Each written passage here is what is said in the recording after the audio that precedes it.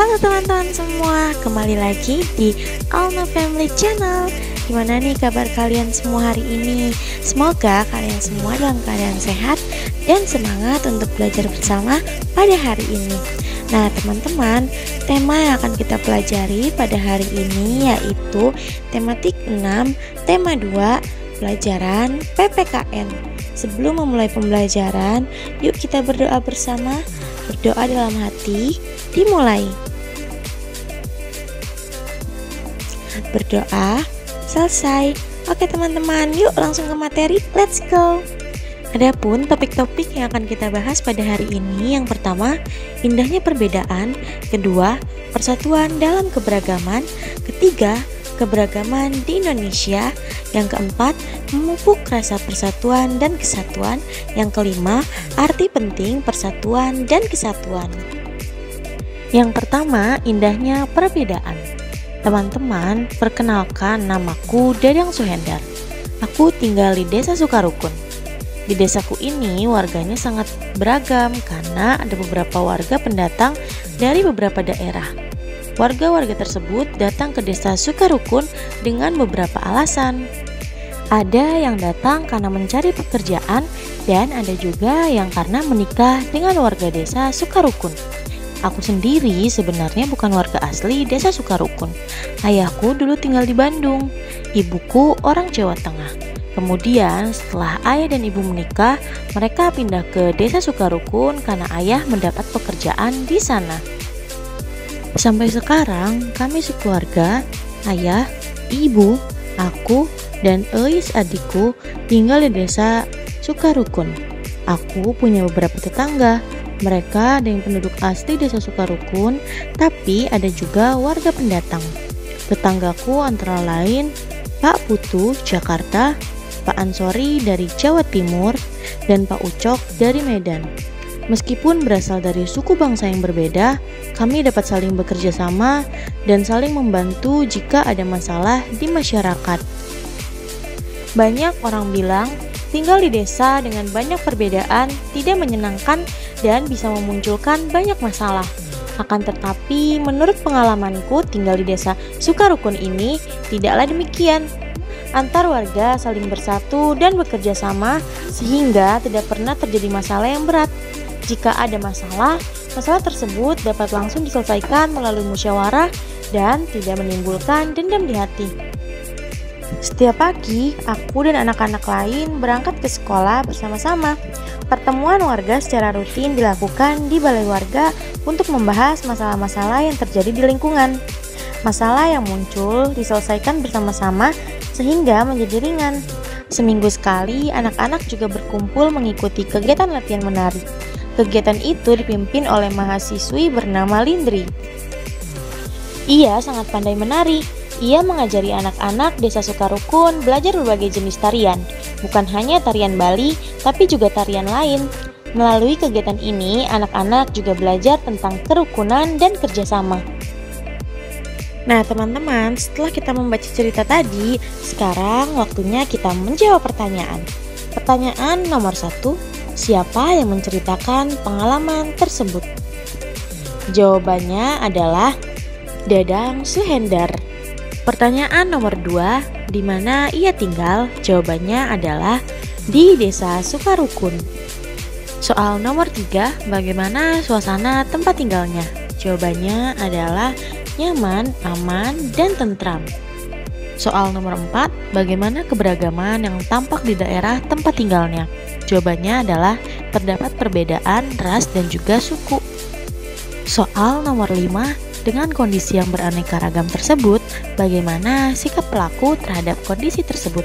Jawabannya adalah saling bekerja sama dan juga saling membantu. Nah, sekarang yuk membuat kesimpulan. Pengertian kerukunan dalam perbedaan. Kerukunan dalam perbedaan merupakan hidup saling menghargai dan juga menyayangi.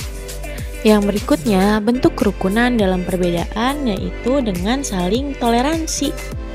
Yang berikutnya, manfaat kerukunan dalam perbedaan yaitu lingkungan terasa aman dan dapat saling bekerja sama serta saling membantu meskipun banyak perbedaan. Yang selanjutnya mengamati persatuan dalam keberagaman. Teman-teman, bangsa Indonesia merupakan bangsa yang majemuk. Apa sih arti dari bangsa yang majemuk? Artinya yaitu bangsa Indonesia tidak terdiri dari satu golongan saja. Indonesia terdiri dari banyak golongan, suku, agama, budaya, dan juga profesi. Nah teman-teman, sekarang kita main pilih gambar yuk. Pilihlah gambar yang menunjukkan aktivitas bersatu. Menurut teman-teman, gambar A atau gambar B yang menunjukkan aktivitas bersatu? Ya, benar sekali. Jawabannya adalah gambar A. Gambar A menunjukkan musyawarah untuk mencapai mufakat. Sekarang gambar yang kedua. Mana gambar yang menunjukkan aktivitas bersatu? Gambar A atau gambar B? Ya, benar sekali. Jawabannya adalah gambar B. Gambar B menunjukkan tolong-menolong dan gotong royong dalam mencapai sesuatu. Yang berikutnya, keberagaman Indonesia. Indonesia merupakan negara kepulauan terbesar di dunia. Indonesia memiliki keragaman suku, budaya, agama, bahasa, dan adat istiadat.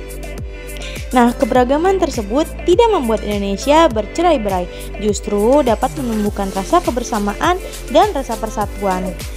Nah, teman-teman, hal itu tergambar dalam semboyan Indonesia yaitu Bhinneka Tunggal Ika. Semboyan Bhinneka Tunggal Ika ini mengandung makna meskipun terdiri dari berbagai suku bangsa, budaya, bahasa, adat istiadat, dan agama, bangsa Indonesia tetap bersatu. Teman-teman, keberagaman harus dihargai dan juga dihormati karena keberagaman itu merupakan kekayaan bangsa. Sekarang kita beralih sebentar ke latihan soal. Soal nomor 1, adanya proklamasi kemerdekaan Indonesia pada tanggal 17 Agustus 1945 berarti A. Perjuangan bangsa Indonesia sudah berakhir. B. Rakyat Indonesia aman dan tentram. C. Bangsa Indonesia harus membela kemerdekaan. Dan D. Penjajahan bangsa asing telah berakhir. Jawabannya adalah B, yaitu rakyat Indonesia aman dan tentram. Soal nomor 2, kita harus berinteraksi dengan masyarakat sekitar. Arti kata berinteraksi adalah A. Berhubungan, B. Membantu, C. Berkorban, D. Terbuka. Jawabannya adalah A. Berhubungan. Soal nomor 3, Made adalah salah satu teman di kelasku yang beragama Hindu. Tindakan terhadap Made yang baik adalah A. Membatasi pergaulan kita karena berbeda agama. B. Tetap bergaul dengan baik dan saling menghormati. C. Saling menghormati tetapi harus membatasi pergaulan. D. Tidak membedakan agama tetapi menjaga jarak pergaulan. Jawabannya adalah B. Tetap bergaul dengan baik dan juga saling menghormati. Soal nomor 4, semboyan yang tepat untuk persatuan dan hidup rukun adalah A. Sekali merengkuh dayung, 2-3 pulau terlampaui. B. Sekali merdeka, tetap merdeka, hidup atau mati. C. Bersatu kita teguh, bercerai kita runtuh. D. Sambil menyelam minum air. Jawabannya adalah C. Bersatu kita teguh, bercerai kita runtuh. Soal nomor 5, nilai-nilai persatuan dan perbedaan harus kita terapkan dalam kehidupan sehari-hari. Kegiatan ini sangat sesuai dengan pengamalan Pancasila, sila ke A. 1, B. 2, C. 3, D. 4. Jawabannya adalah C. 3. Berikutnya, yuk kita simak teks mengenai menyatukan karakter keberagaman Indonesia.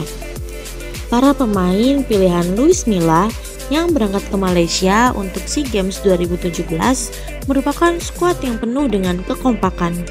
Tawa canda seluruh pemain terlihat dalam pemusatan latihan dan ada pemain yang membentuk kelompok-kelompok kecil. Nah, kekompakan itu bukan sebuah hal yang instan tercipta. Striker Mariunus Marianto Wanewar mengaku kekompakan yang diciptakan dirinya dan rekan-rekan setimnya tak lepas dari pentingnya beradaptasi dengan semua pemain yang berasal dari berbagai daerah di Indonesia. Marinus Swanemar yang memiliki postur tubuh yang tinggi dan besar merasa bersyukur karena pada akhirnya Luis Milla membuatnya seperti menemukan keluarga baru bersama dengan pemain-pemain timnas di U22 lainnya. Kekompakan itu datang bukan tanpa upaya. Marinus mengaku sejak awal bergabung dengan pemusatan latihan bersama timnas Indonesia, ia harus beradaptasi dengan banyak pemain yang memiliki karakter yang berbeda-beda.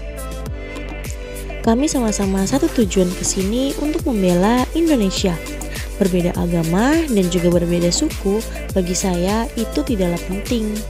Hal yang penting adalah tujuan kita, membawa nama Indonesia lebih baik lagi melalui sepak bola, ujar Marinus. Kami satu sama lain saling membutuhkan. Tentu tidak ada anggapan dia berasal dari suku mana dan saya berasal dari mana. Kami ini Indonesia, jadi harus bersatu untuk bangsa ini, ujar Miftahul Hamdi. Kekompakan tim ini bagus. Pemain dari daerah-daerah berbeda dapat beradaptasi dengan baik dan kerap bercanda bersama. Melihat keberagaman yang ada, pemain dari Makassar tentu berbeda dengan pemain dari Jawa. Begitupun pemain dari Maluku yang punya sifat berbeda dengan pemain dari Aceh. Namun semua itu justru menyatukan karakter-karakter yang kami miliki dan membuat kami justru semakin optimis, ujar Bule. Nah, sekarang yuk kita lanjut lagi membaca teks mengenai memupuk rasa persatuan dan kesatuan. Persatuan dan kesatuan merupakan modal utama untuk membangun sebuah negara yang aman, tentram, adil, dan juga makmur. Nah, dengan persatuan dan kesatuan itu juga bangsa Indonesia berhasil meraih kemerdekaan yang hampir 3,5 abad lamanya dikuasai oleh penjajah.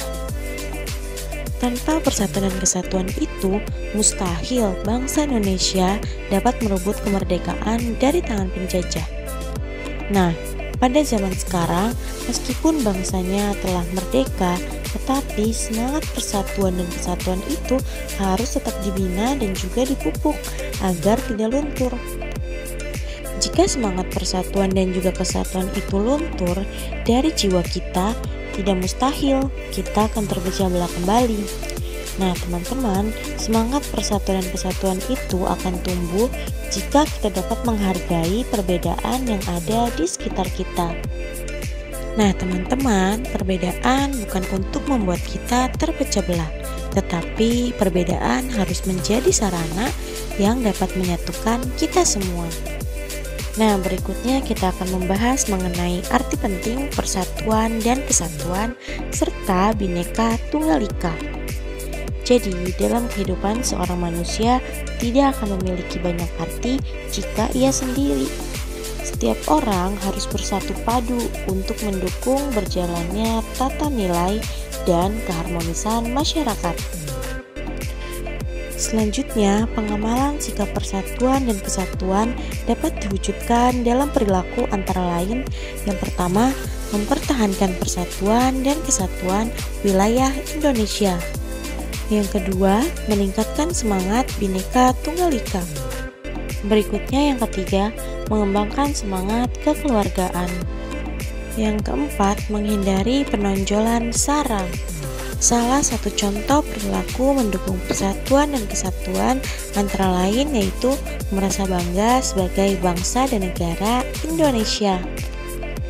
Bentuk dari rasa bangga dari bangsa dan negara diwujudkan dengan sikap mencintai dan juga menggunakan produk dalam negeri. Oke teman-teman, selesai sudah pembelajaran kita hari ini mengenai tematik kelas 6 tema 2. Terima kasih untuk teman-teman yang sudah belajar bersama pada hari ini. Sebelum mengakhiri pembelajaran, yuk kita berdoa sama-sama dalam hati. Berdoa dimulai.